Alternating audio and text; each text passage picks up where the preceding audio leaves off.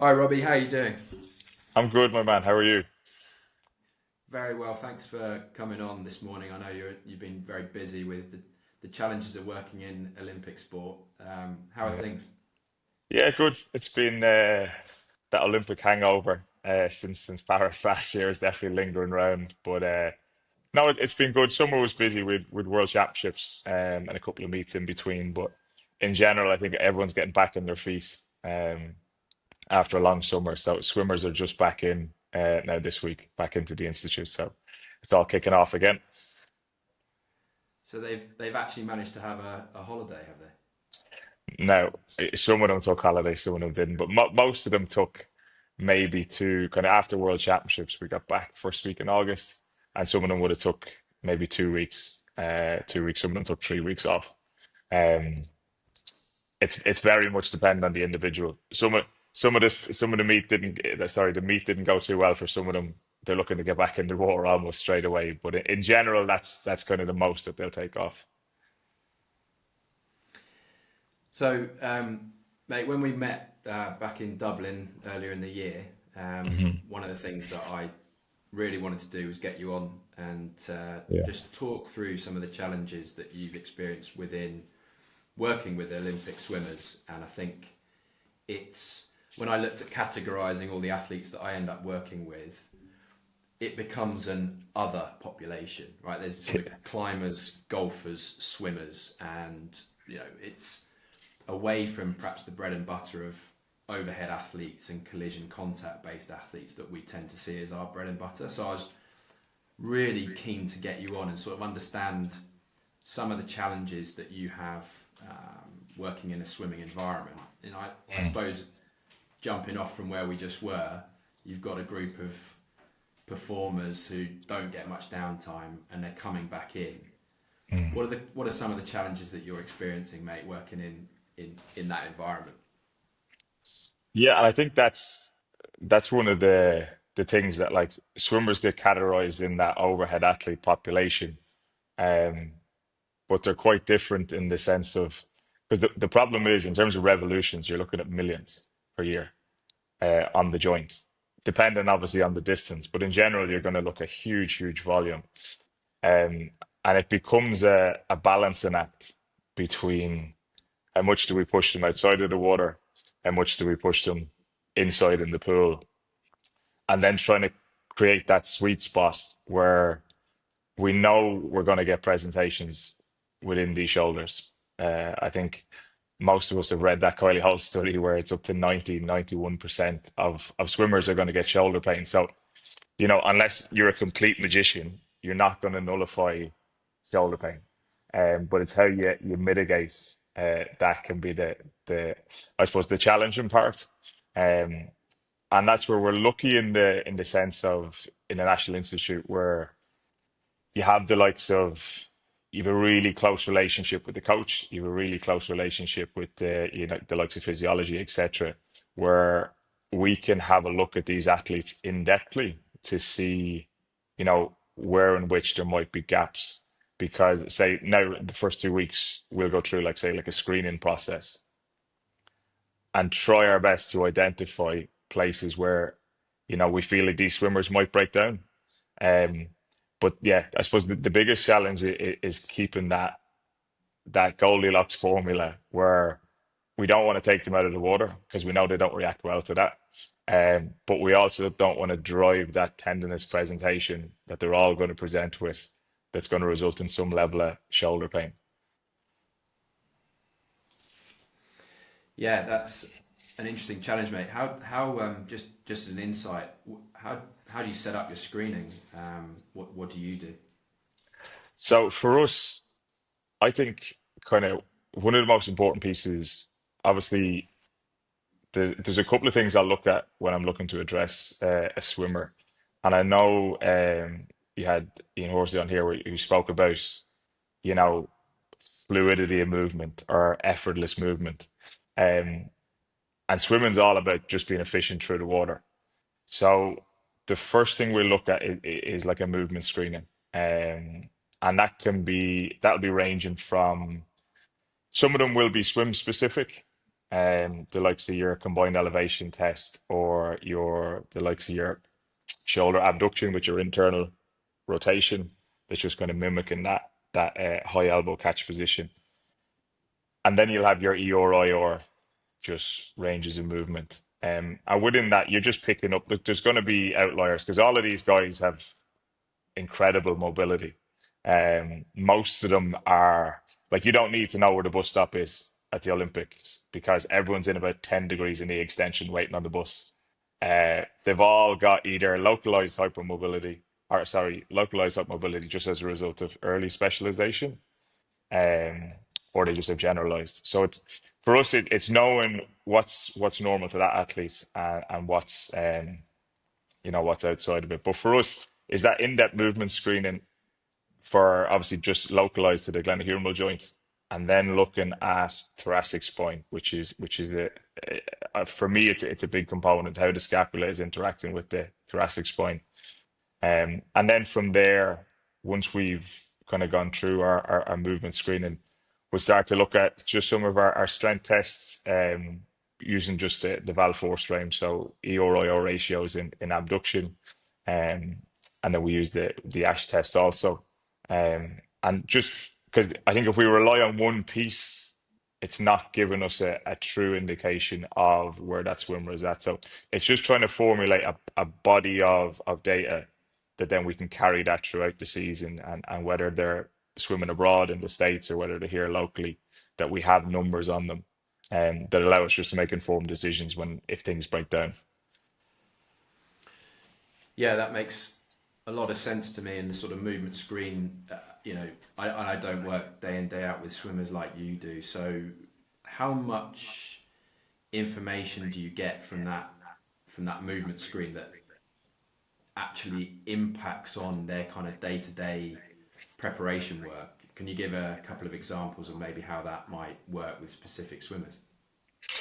Yeah, so like if you, for instance, so like there's a couple of things to say within the stroke pattern that are really important. So the likes of like in the pull phase, you'll find that internal rotation, if we're lacking there, it's going to cause changes around both the stroke pattern and what's actually happening at the joint, and it just causes excessive pressure on the anterior aspect of the shoulder. Also, if the thoracic spine isn't able to rotate, so say we're stiff through here and we can't move, what happens is you get this almost like a flat body position in the water, and the arm has to go out wide. So again, it's producing too much force on the anterior aspect of the shoulder. So if I can flag these early, or if I know that there's a deficit, it just means that I can plug that gap at the start of the season, um, and address it. And I'm not saying that it's going to be it's 100% going to predict that they're going to get shoulder pain, but retrospectively looking back, definitely since I began working with swimming, when I started to address these problems in the beginning, it was reactive to when they presented with shoulder pain. And at that stage, it's almost too late, because if you've got someone with an angry shoulder and they're mid-season and you really can't calm it down, then it becomes a night, because you have to take them out of the water then. Whereas if they're at the start of the season, we have a movement deficit, it allows me then to make an informed decision, right? This is what their rehab protocol has to look like, or this is what their S&C protocol has to look like. That makes sense. And do you do that based on some of the stuff you were saying about like an individual compared to themselves, or do you have some cut-offs for that internal rotation range measure, for example? So again dependent on, because we've some swimmers in the program who are 6'6", 6'7". We've some swimmers in the program who are, 5 foot odd, and so obviously levers differ. So we would try and kind of, if we get them early, so we'll have like there'll be like P28 squads, which would be younger swimmers that would have been working. We would have been working with them 4 years ago, gearing towards LA. So if I have numbers on them early, then I will carry those numbers across. Because naturally with internal external rotation, you do have those values of anywhere between 110, 130 degrees, etc. But I find if I can have it individualized to the athlete, and that's what I know Val has that huge platform with strength metrics and some of the range of movement stuff. But what we're trying to do is develop like a body of data individualized to the athlete that then they carry through with them. Yeah, that makes sense. I think it's a process, isn't it, of evolution, is where you start with quite generic overview, and then you can, the more you get to know someone across an Olympic cycle, you can start to really Yeah, laser in on some individual detail and get some quite specific um, information. Within 1 or 2 degrees, you can tell whether someone's then going to move on to be symptomatic or not, just from a mobility screen, and it can get that sensitive. But I suppose for people who are working with swimmers, who aren't normally working with swimmers, just some kind of lines in the sand are useful. So, like, is there a range of internal rotation there where you go, if you don't have this much, it's likely to create that change in compensation through the chain. If you don't have external rotation beyond X, or is it just too complex to even go down that route in your sport? it's not it's definitely not too complex. In what, like, we know that with external rotation, one of the problems with external rotation is, so if you're between, like, for me, and this is just me, this is not data driven, but I find that, so some of the open water swimmers are stiff, and they could do with probably having a little bit more than 90 degrees external rotation. But then you've got some of the swimmers that are completely hypermobile, and their external rotation goes on for days.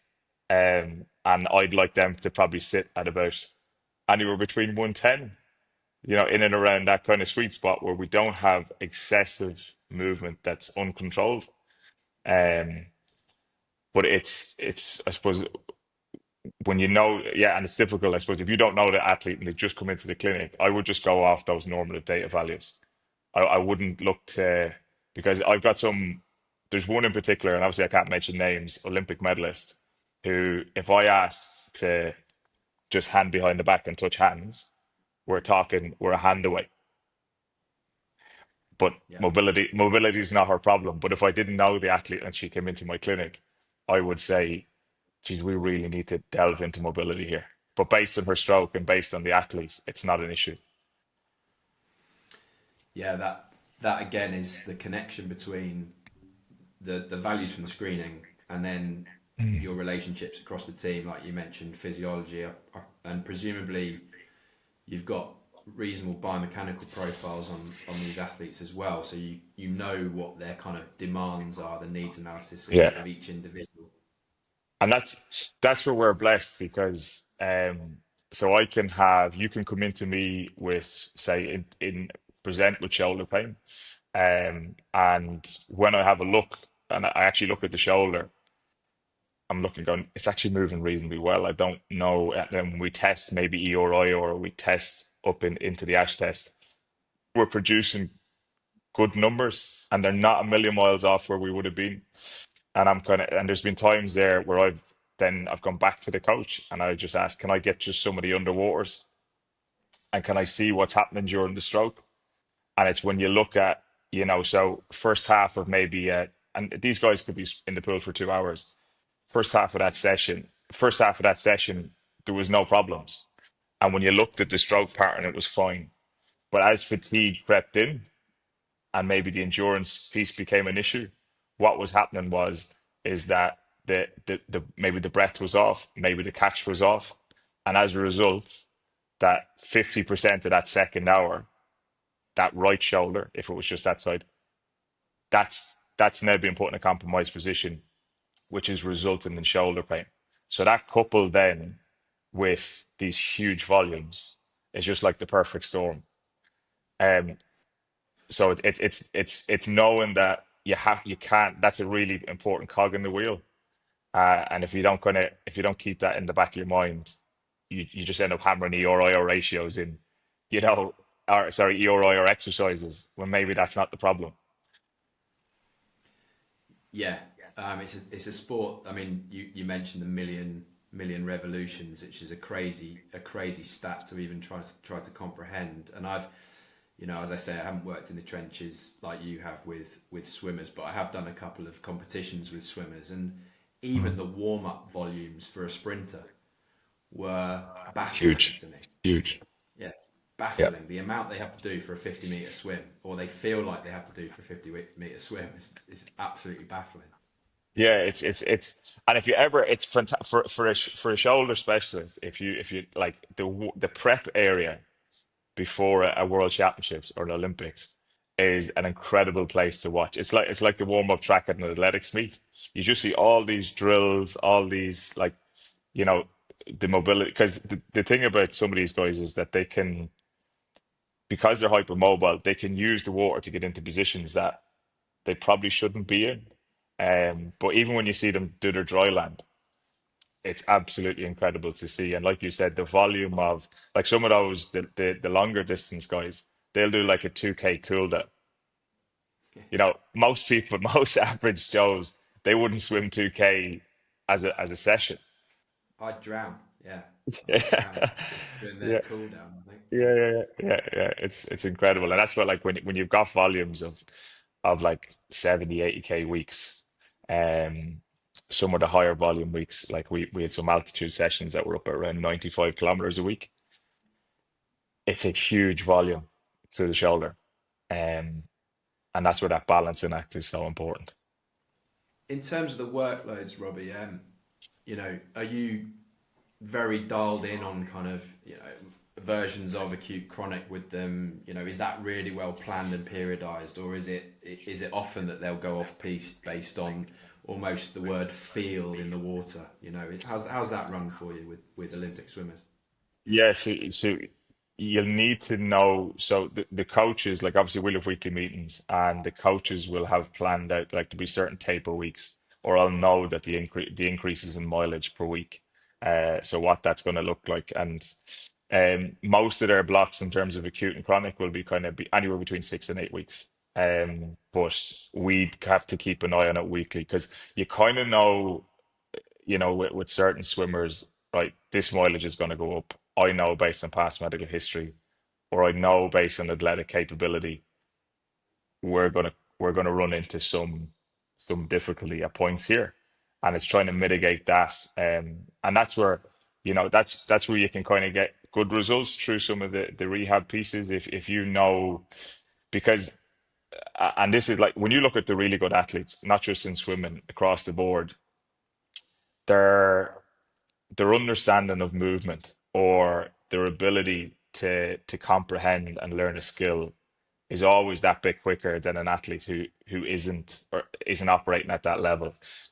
So if we change stroke pattern early in the season, or if and then that's coupled with high volumes of load, we just have to know that, right, we're going to get shoulder pain here. What are we going to do about that when that happens? Because the coaches, like if we get a new coach comes in and they could look at Ben and say, I'm not happy with where that elbow is, or I think his catch position is off, or et cetera, then all of a sudden it's like changing a golf swing. Everything's different. Yeah. Yeah.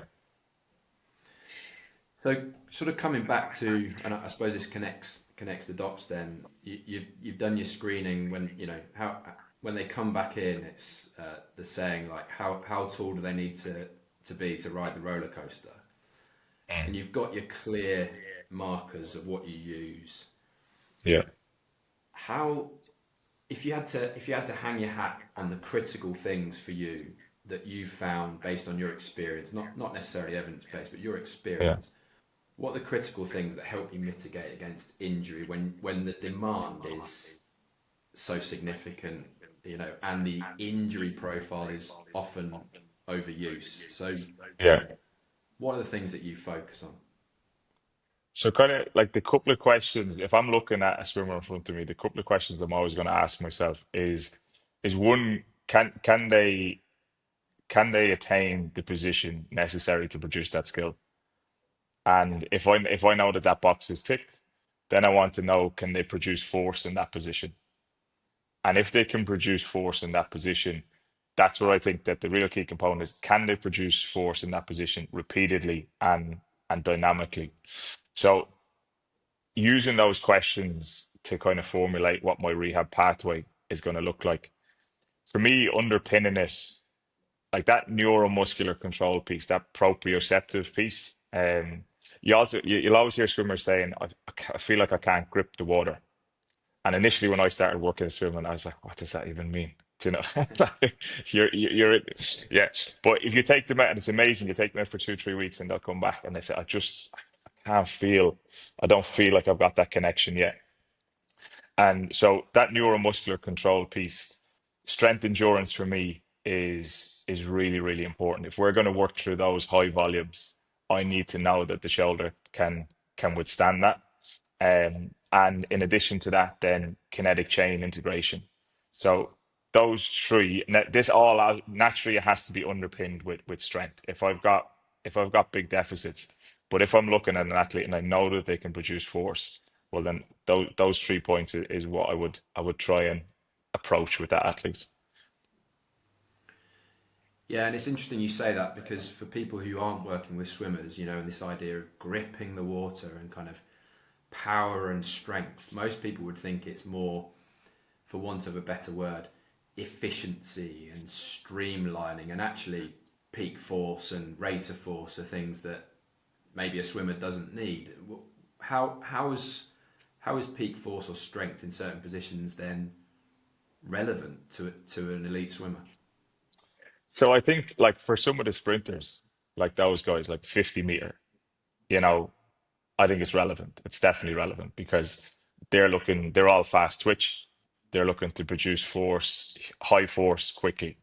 But if I've got someone who's 1500 meter, if I've got someone who's 400 meter or 400 IM, I need to know that they have that endurance piece. And that's where I suppose you're right. Does measuring, does that max force, is that as relevant as, do they have the same level of endurance? Can they correlate? Like, so if my 50 meter, if max strength is important there, for my 1500, for my 800, is the likes of my pro and endurance test maybe a more valid, metric to give me an idea what the back of the cuff looks like? That I know then that they're able to withstand some of those high volumes or high loads. Yeah, and I don't think, like with most things, I don't think they're exclusive, right? There's an interaction No, between yeah, your peak force capability and then your percentage of that peak force that you can utilize consistently. But I mean, I saw an ultra endurance swimmer, and one of his complaints was at about 1.5K, he felt like he was losing power in his right arm, for example. And we tested him, and we went through a framework similar to what you're using there, with the force frame, with the Ash test, and he was really, really good. His high peak forces, like 85 kilogram guy, hitting nearly 300 newtons on rotational cuff testing in neutral, at 90 abduction, and he'd hit those numbers, so it's a tick in the box for me, plus plus. mm. But when it came to a posterior shoulder endurance test, he could hit 49 seconds on his affected Marvel. side. Yeah. Yeah. And so, there is this interdependence. And one of the things I came to with that, in my low expertise for swimming understanding, was he consistently breathed towards the same side of in terms of the right shoulder, the dominant arm that was experiencing these problems. And although he could build up his posterior endurance by training it, actually there was an interaction between almost neck thoracic outlet and that idea of kind of turning off the tap a little bit to his cuff and other stabilizers. Is that something that you see a lot with regard to these athletes? Is there that element of coordination which creates almost local shoulder instability? Yeah, hugely. And like the thing about, so with something like that, it's not a problem until it is. Yeah. So, do you know, if, and that's where I suppose the idea of screening or recognizing some of this early, or even just getting eyes on the actual, the swimmer. So we'll find now there'll be a couple of our youth swimmers will come in to the new program, and sort of their volume is going to go from here to here. It's going to jump up massively. And a lot of the guys then they'll develop. What you'll see is towards the latter end of the session, they start to get tired. So high elbow won't really be happening, and then they'll get like a crossover position. So when they're into streamline, they're just consistently crossing over, and now they're trying to. I know we're on a podcast here, so you might be able to see my arms. But now what's happening is in the streamline position, they're now looking to pull into internal rotation, but they've compressed the anterior aspect. And when they continually do that, what happens is it just develops into pain. And if we have, like you said, if we already have a deficit in the posterior cuff or the external rotation strength, maybe what isn't what it needed to be, inevitably that's going to result in that in some sort of like an instability presentation. And you mentioned there about the breath, and if we're only breathing to one side, if we're only breathing to one side, and I know that, and it's not that I don't screen for dyskinesis because scapulas and swimmers are, they're all over the place. But I will look at the scapula and see how it interacts with the thoracic spine, like subjective to that individual.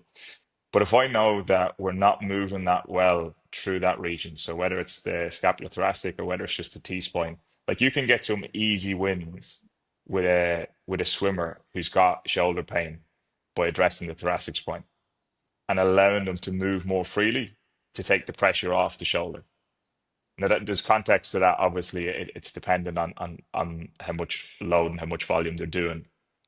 But if they're not moving well through that area, inevitably during that breath, when they're into this position and they're trying to breathe, but they're not rotating, that catch position is going to cause it's going to be off, but it's not going to be off because of the actual catch. It's off because of the breath, and so the catch position is going to get the blame. But in fact, what we needed to do was adjust the position on the breath. Yeah, that's starting to get into the nuances of the sport that you work in there, and I think that Mm. identifies some of the challenges. Of course, then the neural aspect of that, right? So Yeah. when you're working with the thoracic spine as being a key component, then what are the reasons why these mobile swimmers, in some respects, are getting restriction or inability to move through the thoracic spine, perhaps under fatigue? What do you Mm. see as being like the key contributors to that? See, some of it can be the fact that they're so mobile from here is that they don't actually try and move through it.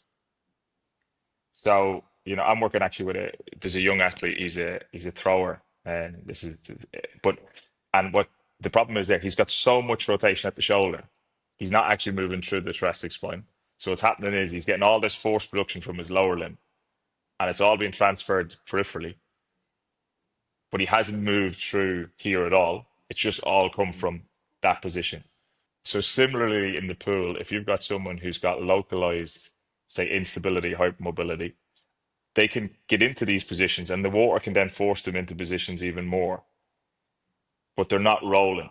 They're not allowing the body to move and propel through the water with ease.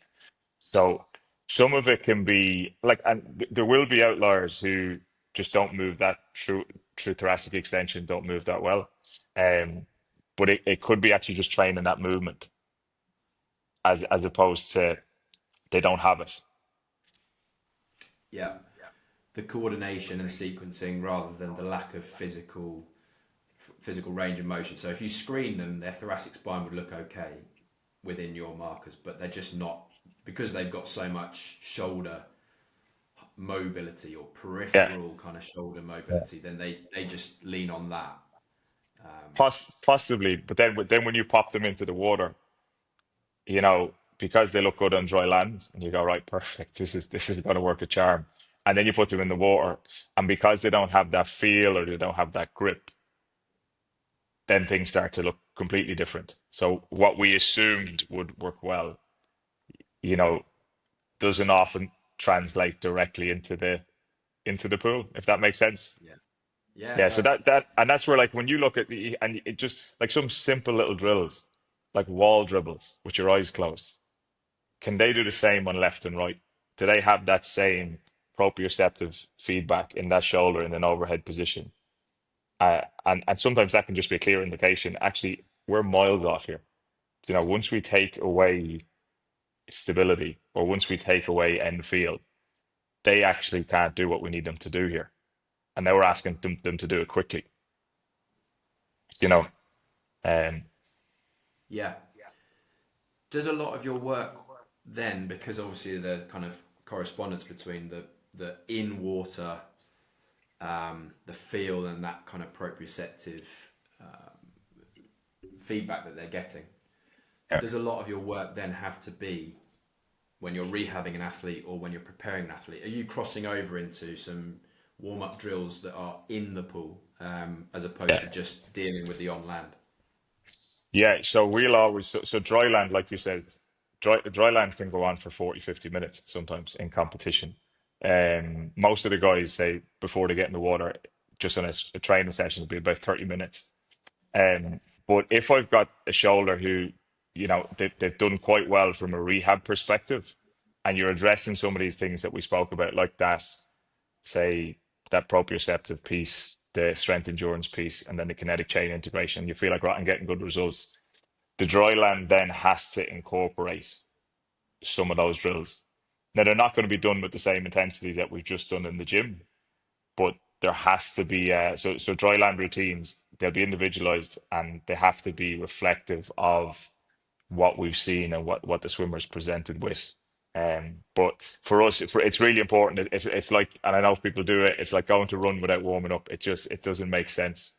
Um, you're not priming. That shoulder needs to be primed, and especially if you've a neuromuscular deficit. So, mate, that it's a really good overview of some of the challenges you've got, how you're using information, but ultimately there is this blend of kind of art and science. And I appreciate we're on a podcast. It's quite difficult to share some of your expertise. I've seen you present, and I really enjoyed some of the stuff you presented with the videos and the clarity of how you work.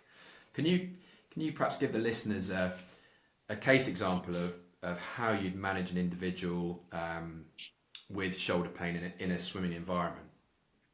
Yeah, yeah.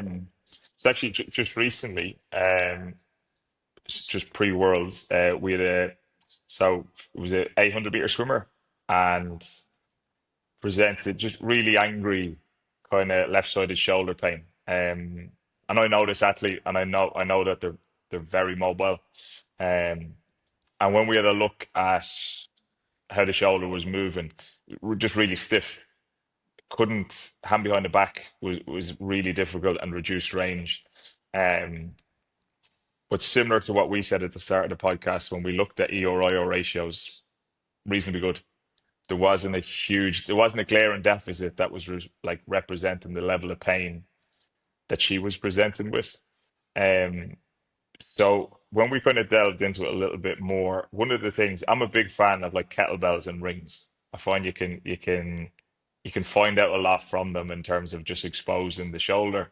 And so we just went down to the gym, and I asked her just to do a half kneeling bottoms up kettlebell press with a 4 kilo. And I know that we've done this with an 8 kilo throughout the season. So on the 4 kilo, looks reasonably good, but she's just driving from the hip. She's not actually using the shoulder. And when you really slow it down and say just move from the shoulder, you can see there's a complete lack of stability within the joint. And the elbow's locking out into an extra 5-10 degrees of extension, trying to get stability from somewhere. Um, so that kind of allows you to go down the pathway of, actually, if I just chase strength here, I'm not really going to get the end result that I need. So what we done there was, obviously, once pain modulation had got under control, and we'd settled the shoulder down, was really working hard in terms of stability and overhead stability, and just blending a mix of open chain and closed chain. So with that bottoms up kettlebell piece, there's loads of variations you can. We found that initially by actually integrating just bottoms up kettlebell walks, she could get good results from because it allowed her to integrate the kinetic chain. So once we allowed her to move, she could stabilize that and then progress into actually static holds and asking her just to press with the same weight. And in addition, because earlier on the season, she the likes of wall walks, I find some of the swimmers, they can do quite well. It doesn't suit everybody, but that end feel, which we spoke about, they kind of like. So giving her that stability piece and then blending it with the stability, sorry, the overhead stability with the kettlebells, she reacted really well to it. And once we had settled most of the pain, range of movement had returned to full. So now I know she can attain the position, she can produce force using the kettlebell into overhead positions. We started to move out into the likes of your Swiss ball rollouts into a pike. I really like those because that rollout is kind of, it's almost reflective of a streamlined position if they can get into it well. Um, and then most of them won't have a problem getting into the pike, but it's whether they can control it on the actual rollout is the issue. So blending that with the likes of single arm rollouts or archer push-ups, stuff that's going to challenge the shoulder. Because I think if you have a shoulder that's reacted poorly as a result of, say, instability, you need to create synergy within that joint to try and almost challenge it into vulnerable positions that it hasn't been. So then if it comes under pressure, it's been there and it can withstand what you're asking it to do. So she got really good results from that. And as a result, her dry land or her gym work will look a little bit different to some of the guys because I know that she needs that throughout the course of the season in order to kind of maintain that shoulder health. Because otherwise, and it's only one sided, but we'll do them on both. Yeah, that speaks to me a lot about the idea that, you know, even when you're hypermobile, you can have a stiff shoulder, right? And that Yeah, is and when they're you know and an they're athlete. and they're always the guys that are telling you that they're stiff. Yeah, yeah, yeah, They're going around, I just feel so stiff, and and like they're doing these crazy stretches in front of you. yeah. And they're searching for something, but also they don't feel stable either. So No, especially when the system gets under duress from overload or there's a pain stimulus or something like that, then they lock down, right? So yeah, it's an active stiffness. They're trying to find stability from somewhere. Often that's a huge combination of like, and I feel sometimes this is it as well, is like you put the cuff in a position of vulnerability at length, at reach. We can train it all day long by our side, but when we start to put it into those positions like you described earlier, that's when people feel vulnerable and unstable, and they start to try and use everything else to create that stability, which creates the stiffness. 100%.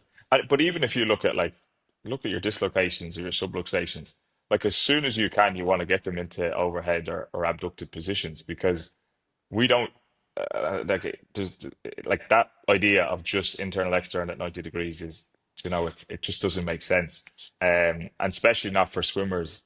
You'll see it in your pictures when you get that posterior capsule stiffness as a result of they're trying to develop some sort of a braking mechanism, and it's the same with our guys, and that's why like I'd be very, in terms of manual therapy, like for hypermobile athletes, for me, and they're always the people that are asking you to do it and you're trying to clinically reason with them why you don't want to do it because we're just exacerbating the issue that you're already, but and they're consistently, I feel really stiff, I can't move in the water, um even though they've probably got an extra 10, 15 degrees in every range, um so yeah, Yeah, and again, it's that coordination of the different components of stiffness, right? So you could have Terry's major that's or a lat that's trying to dominate and take over, a pec Yeah, minor that's taking over, and they can be inverted commas tight yeah, and feel tense, but actually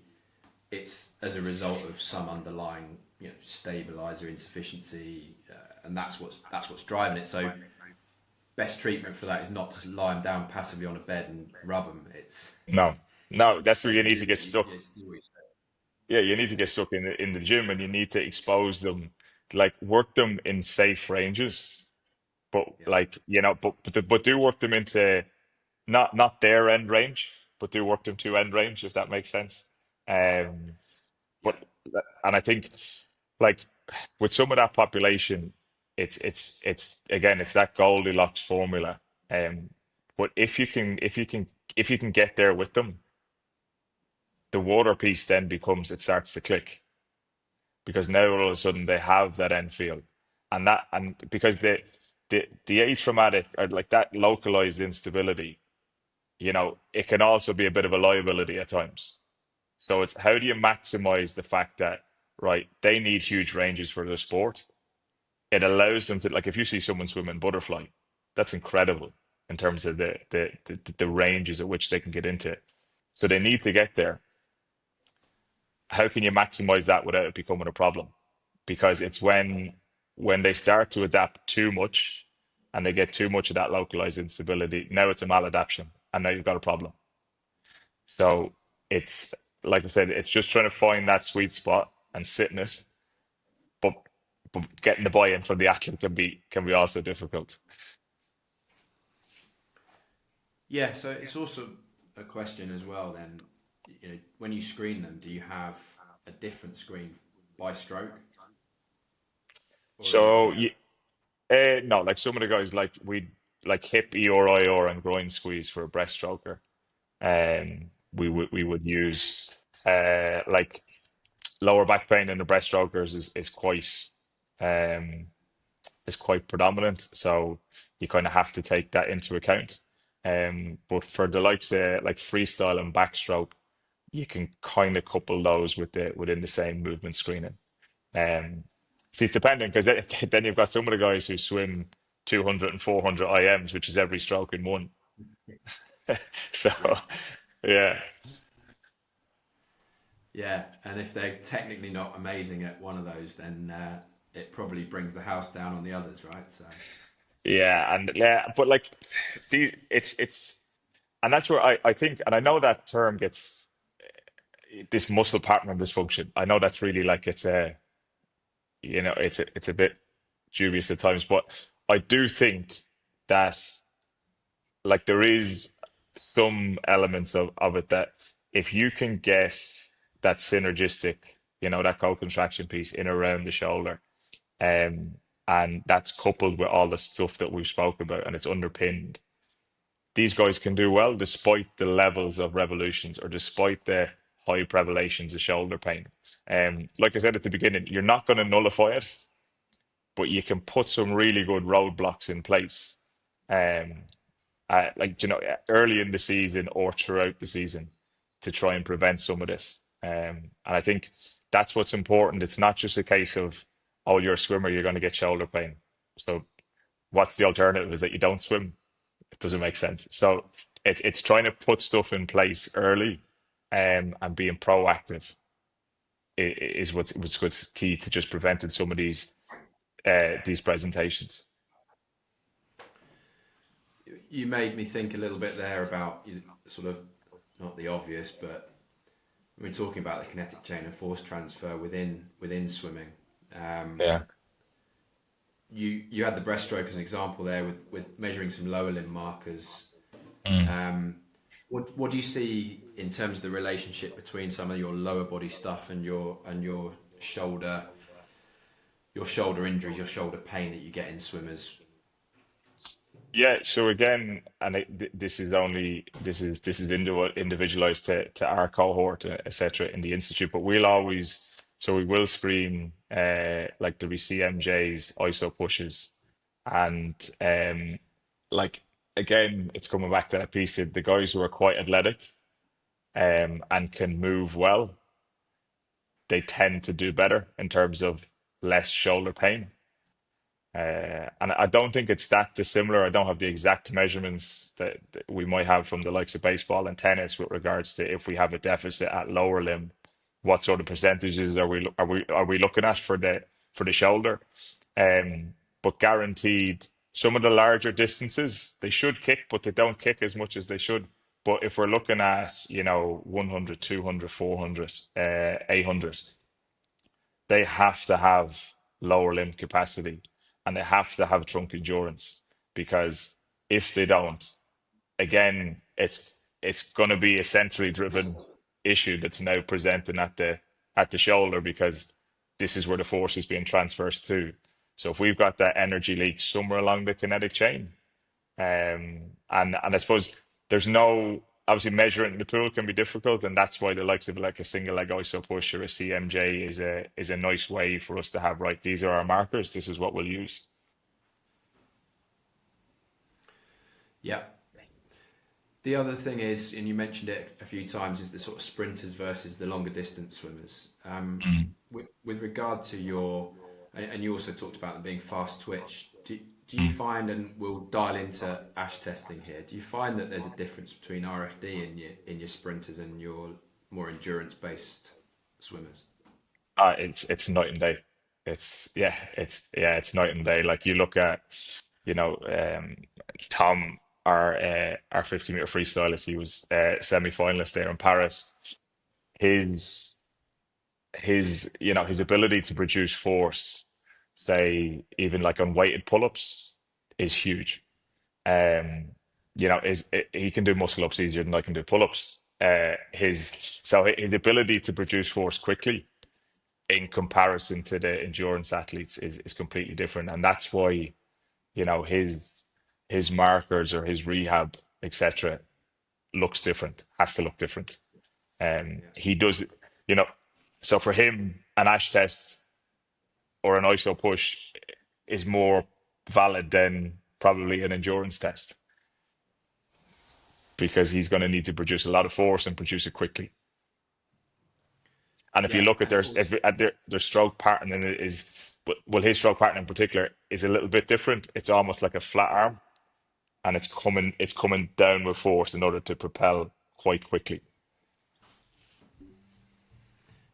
yeah, that starts to, make a lot of sense in terms of, measuring force in long lever positions, and also that rate of force component. That's certainly my experience from seeing data from some decent Olympic swimmers early on. When we started the ASH test, we did some stuff with British swimming, and we could tell who the sprinters and the endurance swimmers were based on just their RFD data, Yeah, and then when that goes off, you can see it's much more sensitive a marker for those athletes that they're struggling, that they're under fatigue. So yeah, and that's interesting. implementing like, and that's where like using that as a screening tool for a 50-meter sprinter is much more beneficial, because like you said, I can tell if, and like, those guys won't get, they will get shoulder problems, but they don't get as much. So if we put them on an ASH test and we look at RFD and it's down, and then he's telling me, well, then I kind of know, right, I've got a problem here, because he's not doing huge volume in comparison. So it's not an endurance piece. It's not a case of that he's got huge volume going through that shoulder. It's actually probably more in keeping with, you know, force production. So there could be something more underlying. And when we look at the RFD, it's way down as to what it is normally. So that's where you have to delve into that, maybe like a little bit more, in terms of like, well, what's actually going wrong here that's causing this? With the profile of the swimmers you've got, how many end up? You got 91% of swimmers who have shoulder pain from that paper. How many have surgery? Of the swimmers that I've working with, Yeah, we've had one. yeah, One. Yeah, one. And if you chat to some of like, I've spoke to, obviously I won't mention any names, but I've spoke to one of the orthopedic surgeons here, and mentioned they don't like doing it yeah. on a swimmer, for I'm obvious not reasons. surprised.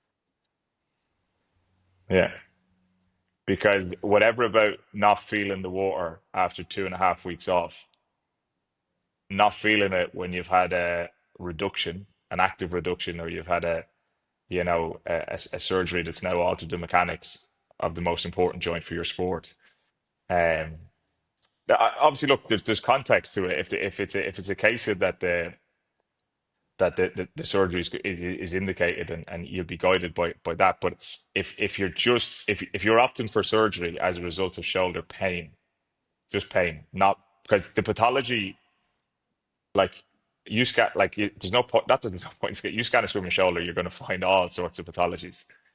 And if your reason for surgery is based off the imaging results that they have a supraspinatus tendinopathy or a subscapularis tendinopathy, then that doesn't make any sense. No, it doesn't to me. I thought I'd ask the question rather than make the assumption, but Yeah, that rings true what I thought you'd say. And so it's on us, right? It's on us to mm. have a really good understanding of the functional aspects of things. It's not going to be surgical. It will be conservative.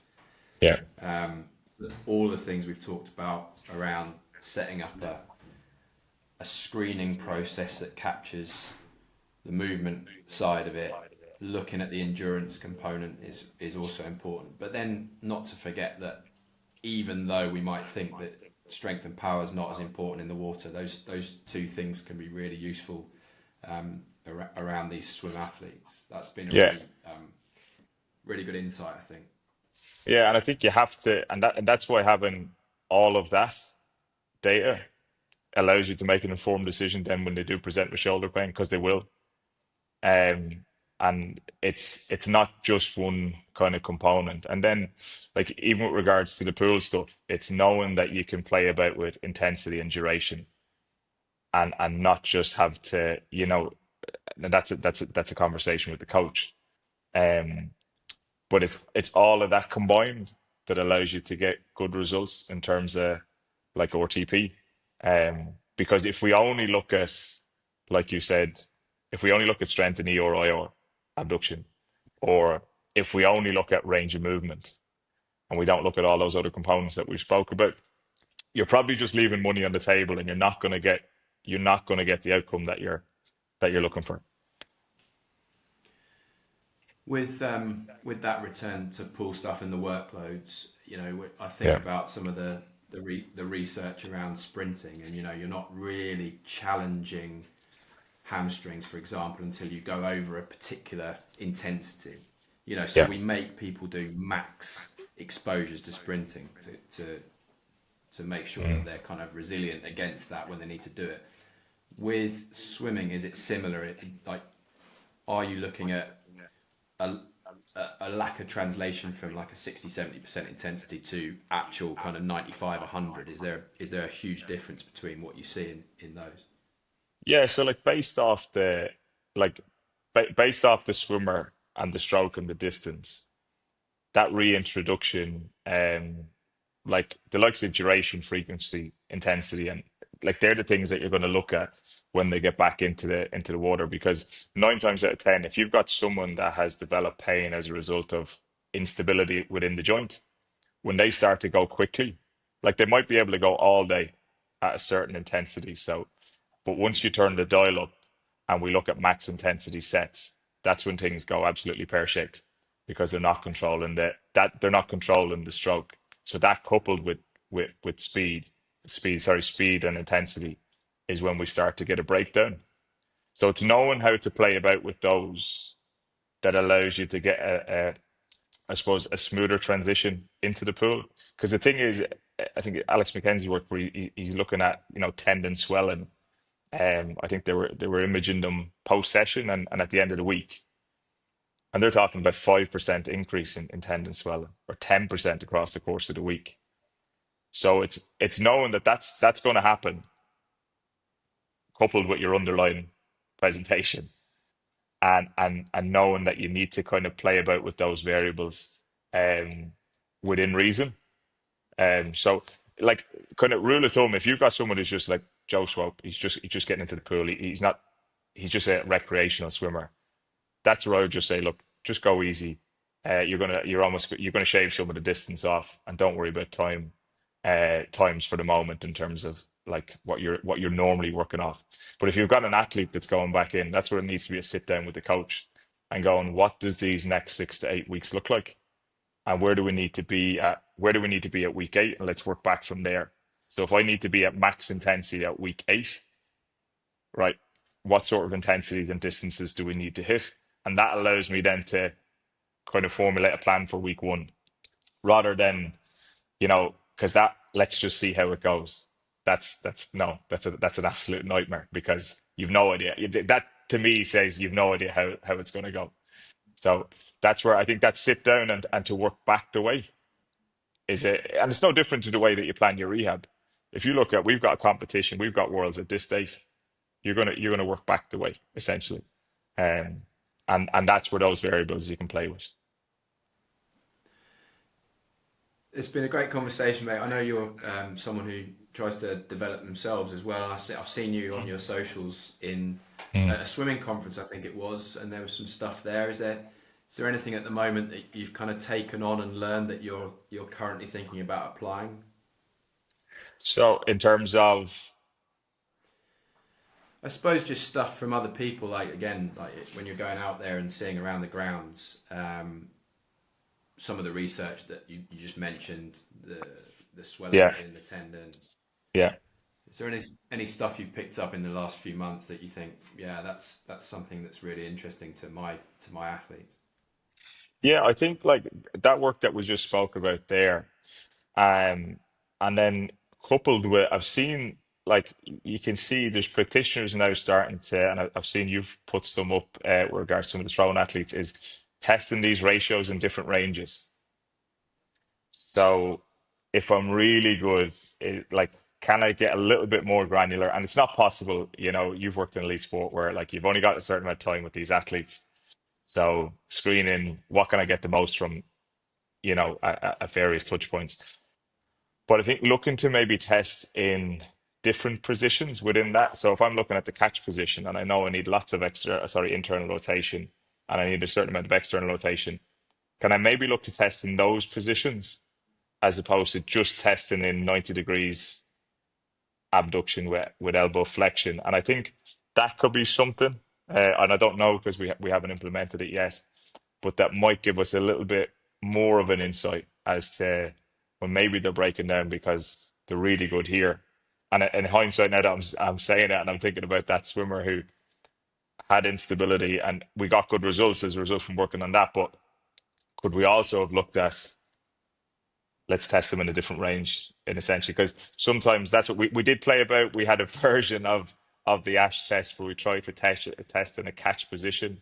Um, it was a bit of a mess the way we set it up, but we've been playing around with a couple of different ones, just to see can we get something that's maybe I suppose more reflective of some of the strokes, etc. But that's Yeah, it's maybe a where silver bullet, isn't you can come in. it? Yeah, I mean, I'm available. You've got my email, Yeah, mate. You've got my yeah, contact details. yeah, yeah, But I think just from exploring that myself, and the reason I ask is because there's a lot of people who've taken the concept and then applied it in different ways. So modified, some papers around the modified Ash test and different positions.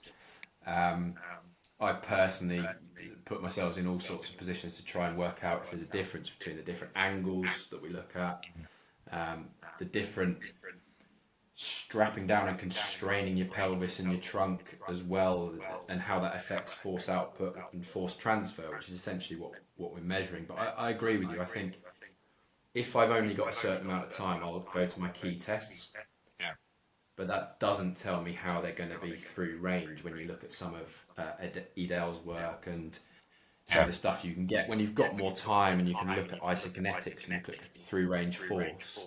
yeah, Great, but for those of us working in the trenches, we're trying to take a snapshot, aren't we? And trying to find something that's as reliable as possible, as valid as possible, yeah. sensitive enough to provide us with good information when someone's up or down, and then something that gives us an idea of how we're going to change what we do.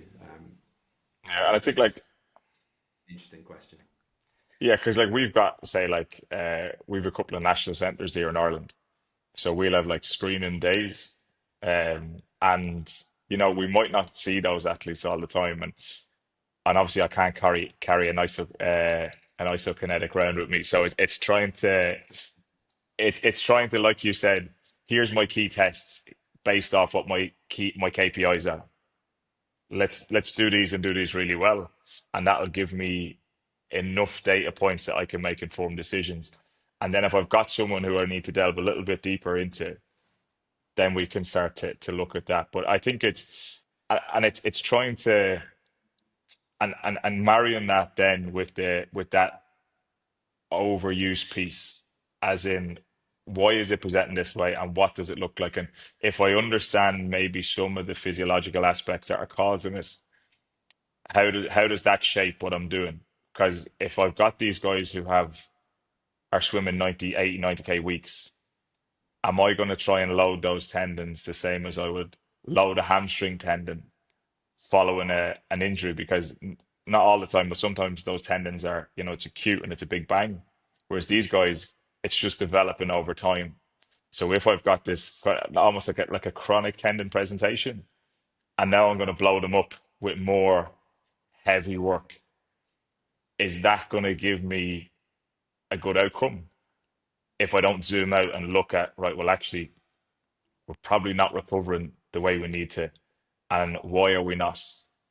And that becomes a whole different conversation. I did, trying to pick all that apart. But I do think some of that is starting to come into thinking, because I would have previously worked in athletics, and our national sport here, GAA, where my whole thing was just let's get these really strong. And I tell you what, if they're strong in E or I or, we're golden.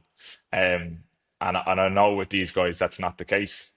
So that's why the thinking around it, I feel like, although it's important, it has to look different.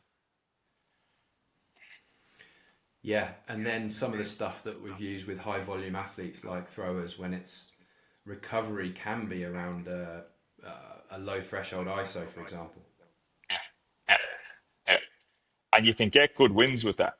And once you apply it correctly, the swimmers, they like it, because you almost get like an analgesic effect, where they feel good after it, and they go, okay, perfect. And that can be then implemented into the likes of your dry land or your prep work. Um, but it's knowing that this shouldn't be a max ISO hip thrust to try and blitz that, to try and get it back and get that tendon adaptation, because these tendons are adapting already. It's just whether it's a Yeah. maladaptation.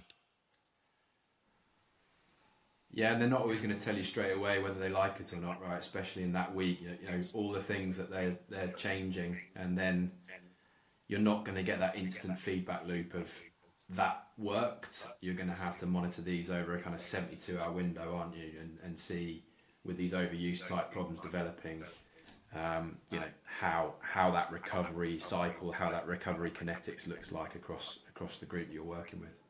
I was trying to look at it like you've got, so say most guys will have four doubles, two singles. So you could have 10 swim sessions a week, and most of those swimming sessions would be about 2 hours. And then you couple that with, you could have 3 or 4 gym sessions as well. And then you're going to look to give them more work.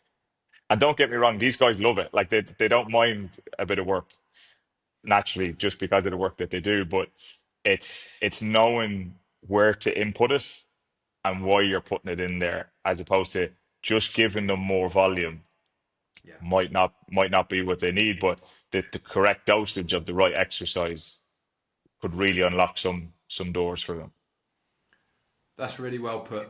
Yeah, I really like that. I think that's a good way to sort of jump off and finish this conversation. I could talk to you a lot more about all this stuff, Robbie. I've really Yeah. enjoyed the conversation. What's coming up for you? What's next? So at the minute we're not too bad. We've a little bit of downtime. Swimmers are just getting back into the water now this week. So they'll be just building up, and this is we're all every you're guaranteed to get shoulder pain at this stage of the season, because they've had a few weeks off. Um, and yeah, we're just going to roll out kind of the screening with European short course in December, and and then 2026 kicks off with regards to competitions with Europeans, etc. So yeah, so it's now looking forward to it. It's nice to get back into it after having a month or so away from them. Hey, that's great. Where can people find you if they want to get in touch? Yeah, so I have they can get in touch via Instagram, or my email for my own clinic is info@thesportsphysioclinic.ie. And I'd be more than happy to have conversations similar to this one. It's something I'm passionate about, rehab, and if anyone wants to find me either on socials or there, LinkedIn, I should be I should be better on, but I'm not. Uh, but I'm just Robbie Smyth on LinkedIn. Robbie, that's great. For the listeners, we're at Athletic Shoulder. We're putting together some return to play resources, which we will be releasing information on over the coming months. And Robbie and I are talking about looking at this idea of a swimmer's shoulder as well. And that's something that I think if you keep an eye out with the two of us, we're going to try and collaborate on something in early 2026. So Mhm.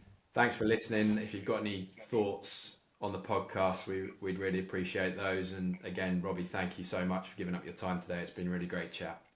No problem. Thanks for having me, Ben.